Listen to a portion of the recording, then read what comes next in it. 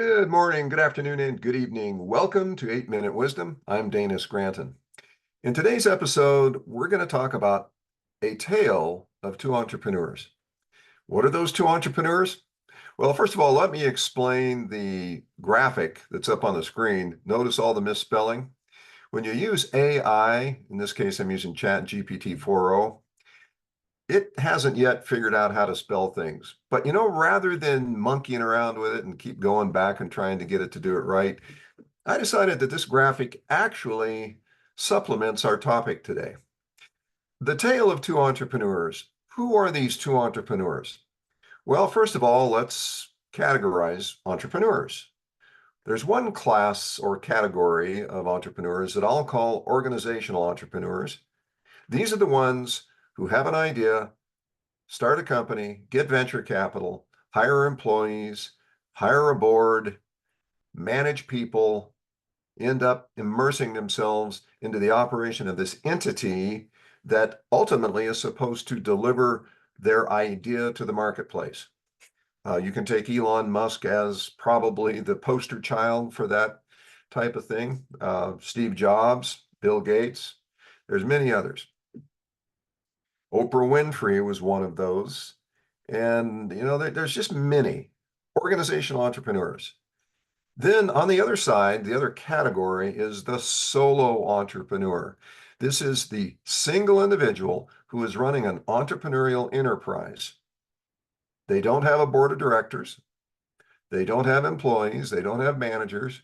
They don't have venture capitalists. They don't have all of the activities that they have to manage on a day-to-day basis that the organizational entrepreneur has.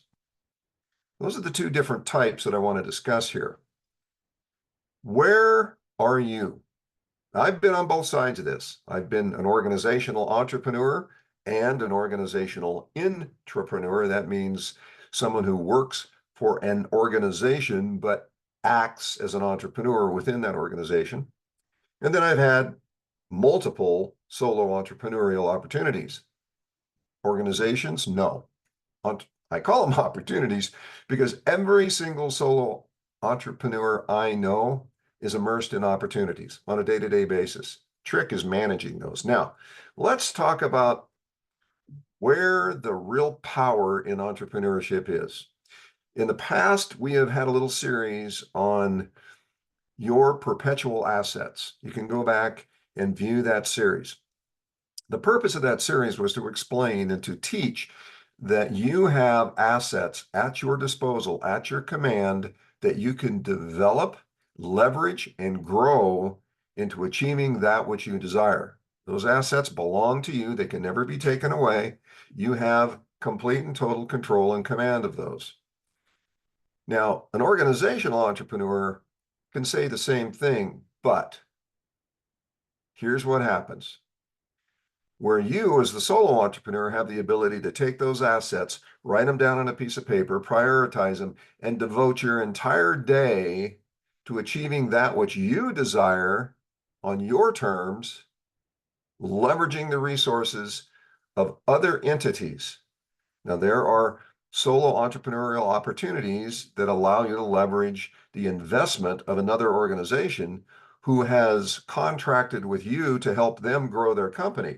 You, as the entrepreneur, do it your way, using the systems perhaps provided by someone else, but you ultimately have those assets at your disposal that you can deploy to achieve the objectives that you have, as well as the objectives of those that you serve.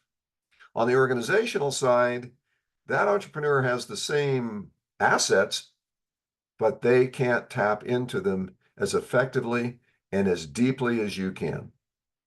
Now, you can argue that, but being on that side, you've got a certain amount of time, energy, and focus that you can command on a given day. Your attention deficit runs very negative on the organizational side. Now, if you're lucky, if you're rare, you can manage an organization, hire and train people who run that organization autonomously, where you don't have to step in and take care of anything. I can't think of a single company where that is the situation. People are people. When you have an organization, a few to thousands or millions, where you have people who are managing people, you are dealing with the invariable situation of humanity, opinions, priorities, attitudes. It goes on and on. But that's what you have. That's what you have at your disposal. That's the plight in life that the organizational entrepreneur creates when they start a company. They have those same assets you do, but they focus on other assets. They focus on quarterly earnings. They focus on return on investment. They focus on what's in the bank, what their debt load is.